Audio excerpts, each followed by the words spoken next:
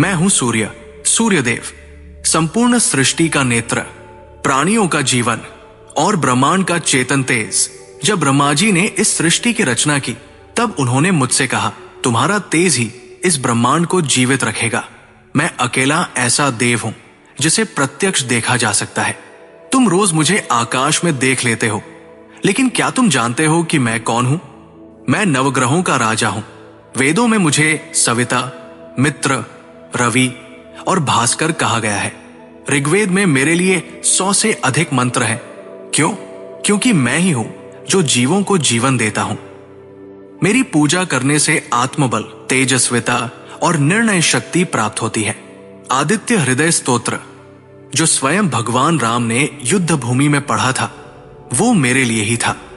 रामायण में लिखा है, जब भगवान राम रावण से युद्ध में हताश हो गए, तब अग्निदेव ने उन्हें याद दिलाया कि सूर्य की स्तुति ही तुम्हें विजय दिला सकती है। और ऐसा ही हुआ। सावधानी से सुनो, अगर तुम हर सुबह मेरे उगते रूप को जल अर्पित करो तो तुम्हारा भाग्य बदल सकता है। पानी का वो धार जो सूर्य की किरणों को छूते हुए गिरती है, वो तुम्हारे जीवन की नकारात्मक ऊर्जा को जलाकर राख कर देती है। जो सुबह मेरी पहली किरण को आंखों में समेट लेता है, वो आत्मबल से भर जाता है। इसलिए कहा गया है, ब्रह्मा मुहूर्त में उठकर सूर्य का ध्यान करने वाला व्यक्ति स्वयं अपने भाग्य का निर्माता बनता है। मैं अकेला ऐसा देव हूं जिसे त्रेता, द्वापर, कलयुग, हर युग में पूजा गया। क्या तुमने कभी सोचा क्यों रामायण में सूर्यवंश है? क्योंकि स्वयं भगवान राम मेरे वंशज है।